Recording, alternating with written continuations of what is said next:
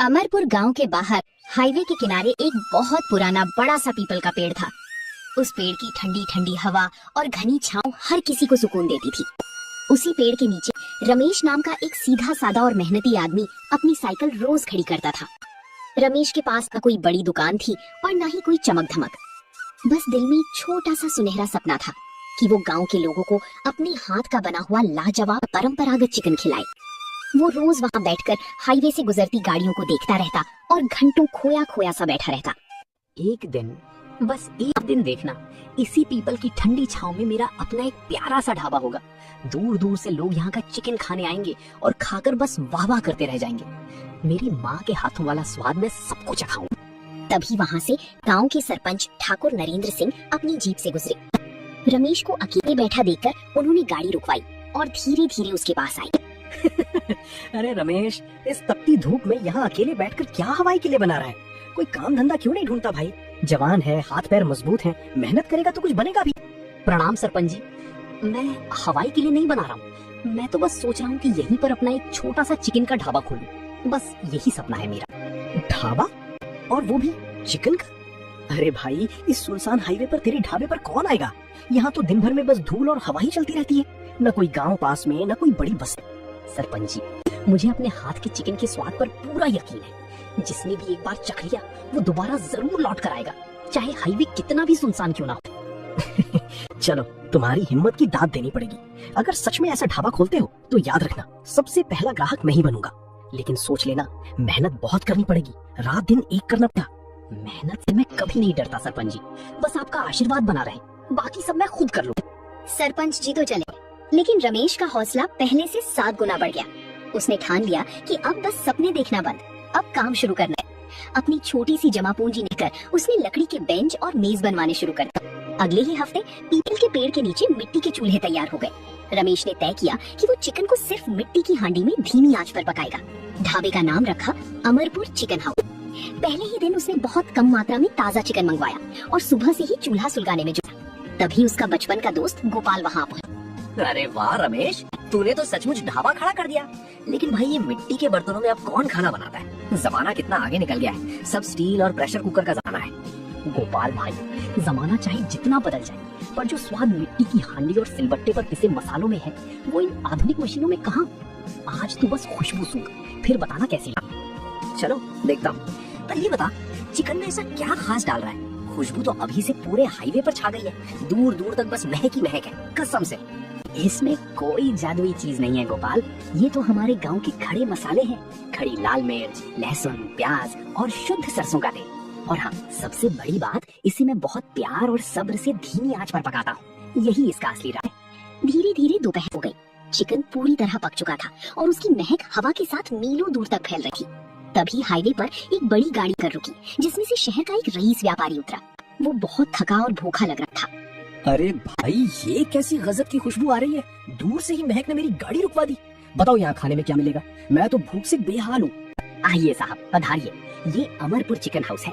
यहाँ आपको मिट्टी की हांडी में पका गर्मा गर्म चिकन और बाजरे की रोटी मिलेगी। ऐसा स्वाद मिलेगा कि बस उंगलियां चाटते रह जाएंगे। अरे वाह, मैं तो शहर के नामी गिरामी होटलों में खाता हूँ, लेकिन ऐसी लुभावनी खुशबू आज तक कहीं नहीं मिली। जल्दी से एक थाली लगाओ भाई, अब तो बस रुका नहीं जा रहा। अब भी लाया साहब, बस खाकर बताइएगा कि इस गांव के सीधे साधे इंसान की मेहनत आपको कैसी लगी। रमेश ने बड़ी प्यार से व्यापारी को खाना परोसा। पहला ही निवाला मुंह में डालते ही व्यापारी की आंखें आश्चर्य से फैल गईं। उसने बिना रुके एक के बाद एक कई रोटियां चट ली। साहब, खाना कैसा लगा? नमक मिर्च ठीक था ना? कोई कमी रह गई हो तो माफ करना, ये तो मेरा पहला ही दिन है। कमी?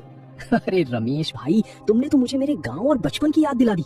ऐसा शुद्ध स्वाद तो मुझे आज तक किसी बड़े होटल में भी नहीं मिला। चिकन की हर बोटी मुंह में रखते ही पिघल गई।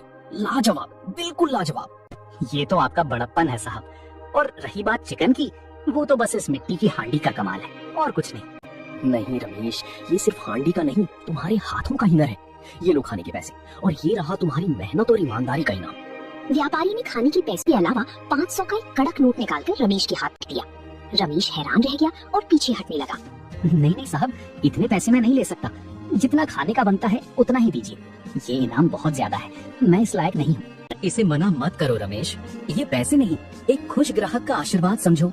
तुम्हारी सादगी और ईमानदारी देखकर मेरा दिल भर आया। देखना तुम्हारा ये ढाबा एक दिन बहुत बड़ा नाम करेगा। बहुत बहुत धन्यवाद साहब, आपकी ये बात मेरे लिए 500 से भी बड़ी है। आपने तो मेरा हौसला ही बढ़ा दिया।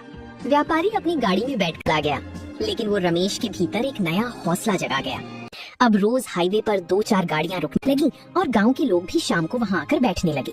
एक शाम सरपंच नरेंद्र सिंह भी अपने दोस्तों के साथ उधर से गुजरे। ढाबे पर भीड़ देखकर उन्होंने जीप रुकवाई और हैरानी से इधर उधर देखने लगे।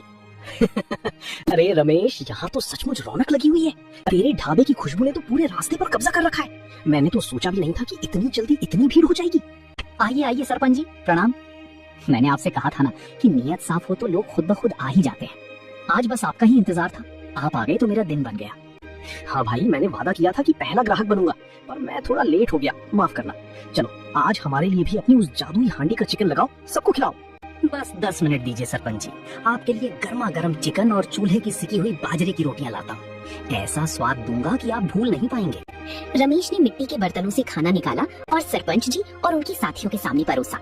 सरपंच जी ने पहला निवाला मुंह में रखा और उनका चेहरा खुशी से चमक उठा। उनके दोस्त भी बड़े चाव से खाने लगे। वाह सरपंच जी, आपने बिल्कुल सही कहा था। ऐसा स्वाद तो पूरे जिले में कहीं नहीं मिलता। मसालों का तालमेल एकदम सटीक है, कमाल कर दिया।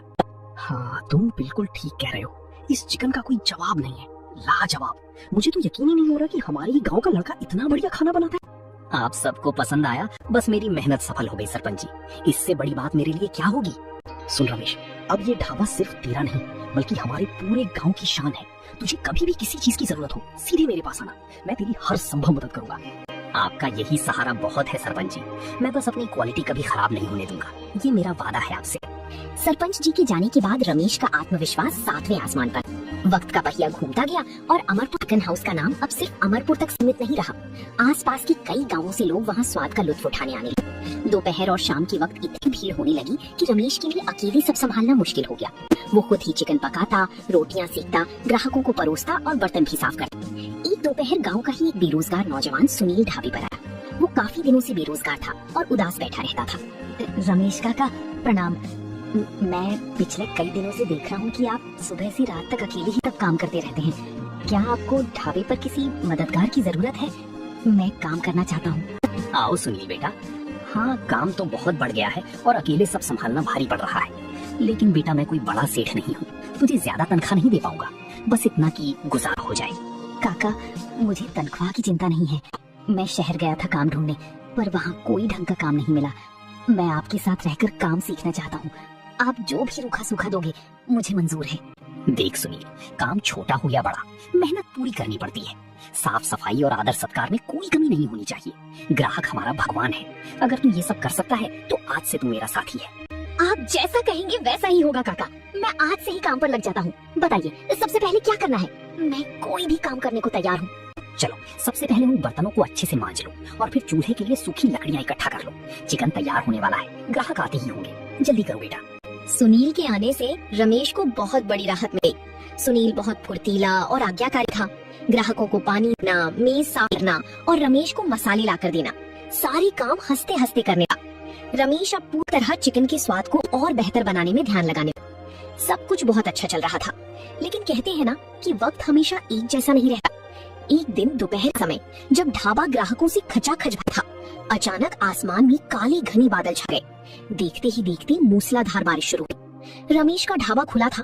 बारिश के कारण मिट्टी के चूल्हे बुझ लगे और ग्राहक इधर उधर भागने लगे। हर तरफ अफरा तफरी गई। काका, ये तो बहुत आफत आ गई। इतनी तेज बारिश में तो सब भीग जाएगा। चूल्हा भी बुझ गया है और चिकन की हांडी में पानी जा रहा है। अब क्या होगा? घबरा मत सुनील, हिम्मत से काम ले। सबसे पहले वो तिरपाल उठा जो कोने में रखी है। आजा मेरे साथ, जल्दी कर। इसे पीपल की डालियों से बांध देते हैं ताकि चूल्हा और हांडी बचे। दोनों ने मिलकर भारी बारिश के बीच तिरपाल को बांधा और चूल्हे को भीगने से बच लिया। जो ग्राहक वहाँ मौजूद थे वे रमेश की सूझबूझ और मेहनत को देखकर दंग रह गए। रमेश खुद पूरा भीग चुका था, पानी टपक रहा था, लेकिन उसने हांडी के चिकन को सुरक्षित बचाया था। वाह रमेश भाई, तुम्हारी इस लगन को सलाम है। खुद पूरे भीग गए पर हमारे खाने पर आंच नहीं आने दी। कमाल कर दिया। तुम जैसे लोग ही असली मेहनती होते हैं। साहब, आप लोग दूर से यहाँ आए।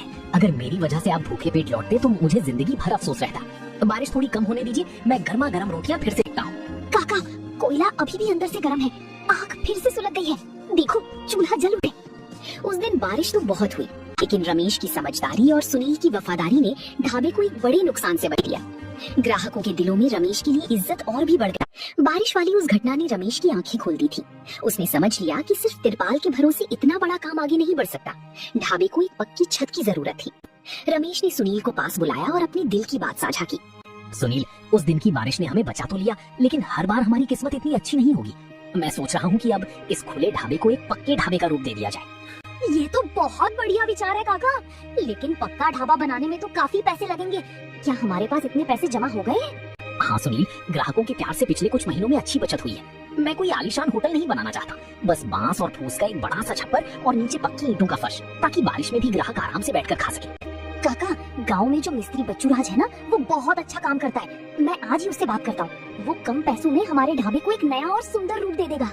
हाँ, उसे आज शाम को यहीं बुला लो, हम बैठकर पूरा हिसाब किताब तय कर लेंगे। लेकिन याद रहे सुनील, ढाबे की शक्ल भले बदल जाए, पर हमारा चूल्हा मिट्टी का ही रहेगा और चिकन सिर्फ हांडी में ही पकेगा। ये कभी नहीं बदलेगा।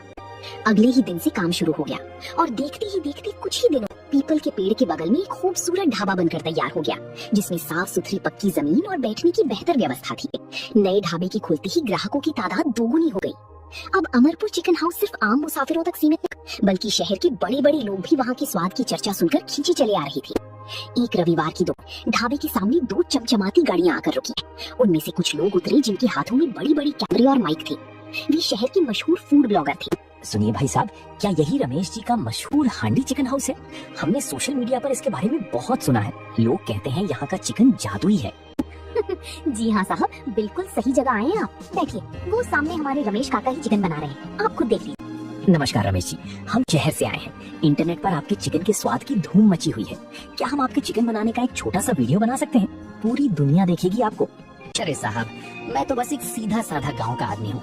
वीडियो वगैरह के बारे में मुझे ज्यादा नहीं पता, पर हाँ, आप खुशी खुशी देख सकते हैं कि मैं खाना कैसे बनाता हूँ। मेरे पास छुपाने को कोई गुप्त मसाला नहीं है, सब खुला हुआ है। देखिए दर्शकों, आप खुद देख सकते हैं कि ये चिकन पूरी तरह कोयले की धीमी आंच पर मिट्टी की परंपरागत हांडी में पक रहा है। खुशबू इतनी बेमिसाल है कि मैं शब्दों में बयां नहीं कर सकता। ये देखिए, मसाले भी हाथ से पिसे हुए हैं। साहब, बातें तो होती रहेंगी, पहले आप लोग गर्मा गर्म चिकन और चूल्हे की रोटियां खाकर देखिए, तभी तो असली स्वाद का पता चलेगा। खाना खाकर बताइएगा कैसा। ब्लॉगर्स ने जैसे ही पहला निवाला चखा, उनके चेहरों पर हैरानी और खुशी के भाव साफ दिखने लगे। उन्होंने कैमरे के सामने रमेश के हुनर और उसकी सादगी की जमकर तारीफ की। रमेश के लिए ये एक नया और अनोखा अनुभव था। उसे अंदाजा भी नहीं था कि उसकी मेहनत अब इंटरनेट के जरिए लाखों लोगों तक पहुंचने वाली है। शहर से आए उन फूड ब्लॉगर्स ने जब रमेश के ढाबे का वीडियो इंटरनेट पर डाला, तो वो देखते ही देखते वायरल हो गया। लाखों लोगों ने उस वीडियो को देखा और रमेश के पारंपरिक तरीके और उसकी सादगी के दीवाने हो गए। अब तो हाल ये था कि सुबह ढाबा खुलने से पहले ही हाईवे पर गाड़ियों की लंबी कतारें लग जाती। शहर के बड़े बड़े अफसर और कारोबारी भी वहाँ लाइन में खड़े नजर आते। काका, आज तो कमाल ही हो गया। बाहर शहर के बड़े पुलिस कप्तान साहब अपनी पूरी टीम के साथ आए हैं और कह रहे हैं कि जब तक रमेश काका के हाथ का चिकन नहीं खाएंगे, यहाँ से नहीं जाएंगे। इतनी बड़ी बड़ी गाड़ियाँ लगी है बाहर। सुनील, चाहे कोई कप्तान साहब हो या हमारे गांव का कोई गरीब मुसाफिर, हमारे लिए सब बराबर है। सबको पूरी इज्जत से बिठाओ, बस अपनी मर्यादा और स्वाद में कोई कमी नहीं आनी चाहिए। जी काका, मैं अभी उनके बैठने की व्यवस्था करता हूँ, लेकिन आज चिकन थोड़ा कम पड़ सकता है, भीड़ बहुत ज्यादा है। जितना है उतने में ही बरकत होगी सुनील। हम लालच में आकर कभी बासी या जल्दबाजी में कच्चा चिकन नहीं परोसेंगे। जो शुद्ध बनेगा वही बिकेगा, यही हमारा सिद्धांत है। कप्तान साहब ने जब चिकन खाया, वो इतने खुश हुए कि उन्होंने खुद काउंटर पर आकर रमेश की सराहना। रमेश जी, मैंने बड़े बड़े शहरों के महंगे महंगे कबाब और चिकन खाए हैं, पर जो सुकून और शुद्ध स्वाद आपकी इस मिट्टी की हांडी के चिकन में है, वो कहीं नहीं है। आपकी ईमानदारी ही आपकी असली ताकत है। साहब, आप जैसे बड़ों का आशीर्वाद ही मेरी असली कमाई है। मैं तो बस अपनी मेहनत पूरी रखता हूँ, बाकी सब ऊपर वाले की कृपा है। दिन, महीने और साल बीते, रमेश का अमरपुर चिकन हाउस अब उस पूरे जिले की सबसे मशहूर जगह बन चुका था। रमेश ने बहुत पैसा कमाया, लेकिन उसके पैर हमेशा जमीन पे रहे। उसने अपने ढाबे को किसी आधुनिक रेस्टोरेंट में बदला। वही मिट्टी के चूल्हे, वही पीपल की छांव और वही सादगी बची। एक शाम सरपंच नरेंद्र सिंह फिर से ढाबे पर आए। अब वो काफी बूढ़े हो गए थे, लेकिन रमेश के लिए उनका प्यार और सम्मान पहले जैसा ही था। रमेश, आज तुझे इस मुकाम पर देखकर मेरा सीना गर्व से चौड़ा हो जाता है। कहाँ तू इसी पीपल के नीचे साइकिल लेकर अकेला बैठा करता था, और आज देखो तेरा नाम पूरे जिले में मशहूर है। सरपंच जी, ये सब आपकी दी हुई हिम्मत का नतीजा है। अगर उस दिन आपने मुझे टोक कर मेरी हिम्मत ना बढ़ाई होती तो शायद मैं आज भी यहीं बैठकर सिर्फ सपने ही देख रहा होता। और सरपंच जी, काका ने तो मुझे भी अपने पैरों पर खड़ा कर दिया। आज मैं भी इस ढाबे का एक छोटा सा हिस्सा हूँ। ये मेरे लिए बहुत बड़ी बात है। हाँ सुनील, रमेश ने सिर्फ अपनी किस्मत नहीं बदली बल्कि गांव के कई नौजवानों को रोजगार भी दिया है। यही एक सच्चे और भले इंसान की पहचान हुई है। अमरपुर गांव के बाहर हाईवे किनारे बना वो चिकन ढाबा आज भी इस बात का गवाह है कि सच्ची लगन, साफ नीयत और अपनी संस्कृति से जुड़े रहने से कोई भी इंसान आसमान की ऊंचाइयों को छू सकता है। रमेश की कहानी गांव के हर उस इंसान के लिए एक मिसाल बन गई जो अपनी आंखों में एक छोटा सा सपना लेकर जीता है। वही पीपल का पेड़, वही मिट्टी की हांडी और वही सादगी, बस यही रमेश की असली पहचान।